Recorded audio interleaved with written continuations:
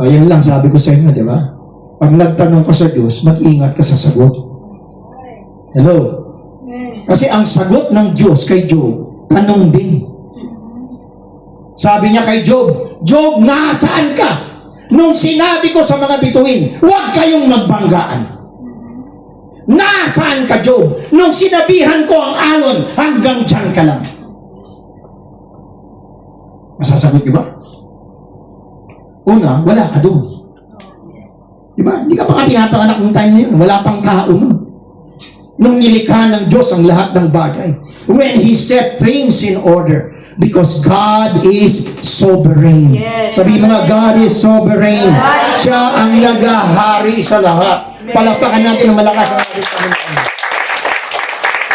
Hallelujah, hallelujah, hallelujah. And the Lord answered. Sabay-sabay natin basahin. Write the vision. Make it plain on tablets. So he may run who reads it.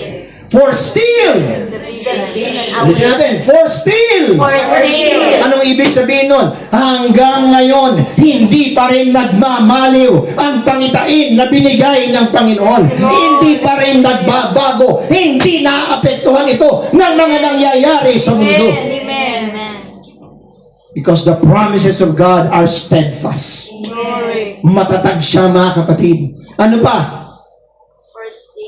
For still the vision awaits its appointed time. Sabi mo, appointed time. Appointed time. Isang tao nagkiklaim siya rin ang appointed. Ang problema, self-appointed. Di ba? Hello? Hindi ka pwedeng mag-self-appointed. Parang ngayon sa Facebook, mga kapatid, di ba? Ang dami. Prophet ganito, prophet ganon, prophet ganon. Ingat kayo. Click lang kayo ng click ng share. Nagandahan ka lang sa sinabi. Problema, hindi mo inalam kung ano yung aral ng taong yan. Marami ako nakikita ng ganyan, mga Christians. Tapos yung mga kinukote, mga false prophet, kung ano-ano mga kababalaghan ng mga pinagsasabi. Can you say amen? Amen. Sabi mo sa katabi mo, ingat. Mangyari sa'yo. It hastens to the end. It will not lie. Napansin nyo rito, mga kapatid, may mapansin kayo may contrast dito. Parang opposite. It hastens to the end. It will not lie. Nagmamadali na siya. Yung pangitain na matupad na siya. Pero may sunod na statement. If it seems slow, wait for it. Tika mo na, ano talaga? Mabilis siya o mabagal?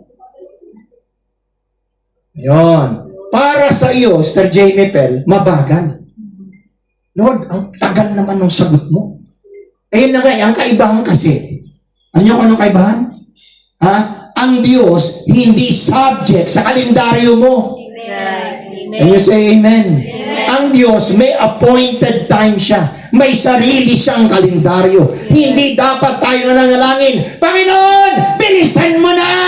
Hindi. Dapat ang prayer natin, Thy will be done, Lord. Hallelujah. Sa magdang panahon, hinihintay ko, tinatanggap ko. Hallelujah. Come on, palakpak pa naman.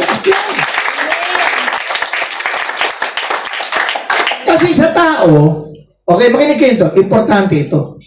Sa Diyos, walang delay. Right. That's right. Everything is on time.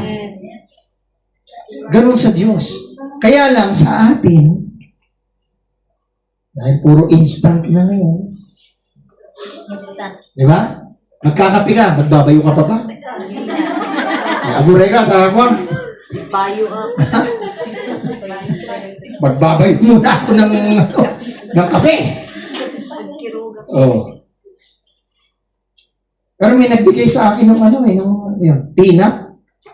Peanut na chocolate. Instead na kakao, peanut siya. Alam mo, hanggang hindi ko naiinom eh. Nang bakit matrabaho, gaganong-ganunin mo pa. Habang pinapakuluan mo, anuhin mo pa. Ang bira, may instant naman. Hindi ko ako sa instant. Sabi mo sa tabi mo, katamaran. You say, praise the Lord. See, minsan, hindi talaga delayed eh. Yes. Actually, madalas, hindi siya delayed. Kaya lang yung ating mind, yung ating isip, para sa iyo, ang tagal. Pinag-pray ko na. Kaya nga, pag nag-pray ka, di ba? Lord, give me now na, Lord. Now na. Tanong ko sa inyo, kayo nga rin, di ba? Oh, pag nangingi ka sa nanay mo noon, sabi niya, mamaya na. Hindi, ngayon na. Kailangan ko na. Sa atin, lahat urgent. Tama ba? Amen. Oh. Bakit laging urgent? Kasi hindi mo pinaghahandaan eh. Natahimik. Alam ko kung bakit kinakabahan na kayo eh. Anong susunod dyan eh? Yung pambayad mo sa utang mo eh. Hindi mo kasi piniprepare eh. Kaya yung prayer mo, talagang lumalalim, ano? Lord, hallelujah! Akinsin na, Lord! Jesus' name! Dyan na si Judith. Alam mo yung amo mo, laging delayed din magsweldo. Kinakabahan ka na. It will surely come, it will not delay. Okay, God's response. Sabihin mo nga, God's response. Response.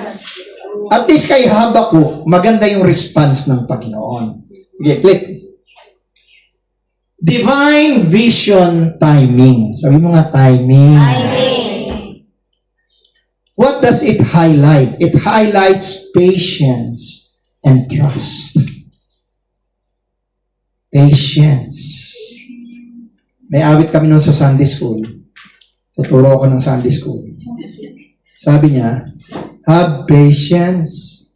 Have patience. Don't get in such a hurry when you get...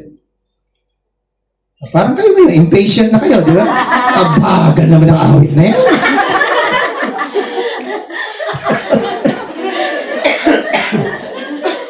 Tama? O, sinadya kasi talaga yon sa song. Sinadya siya, na ganun yung kanyang tempo. Have patience. Bilisan natin konti. Have patience. Don't get in such a hurry. When you get impatient, you only start to worry. Remember that God is patient too. Just think of all the other times He's got to wait on you. Amen. Di ba ang tagal niya tawag ni Lord? Hello? Amen. Tagal ka niya tinatawag, tagal ka niya pinaano na maging faithful ka. Amen. Kailan ka lang sinumpong. Huwag mo tinan yung katabi mo.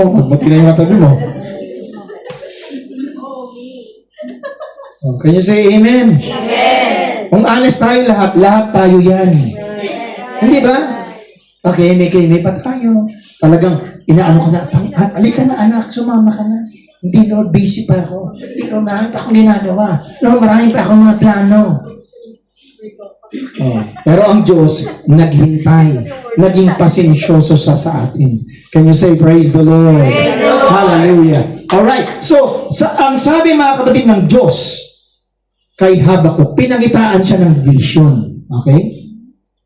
Ano yung vision? Babalik ka sa chapter 1 para maintindihan mo ito. Ano yung vision? Ito. Number 1, yun sa vision, mga kapatid, ay ang Assyria lulupigin ang bansang Israel.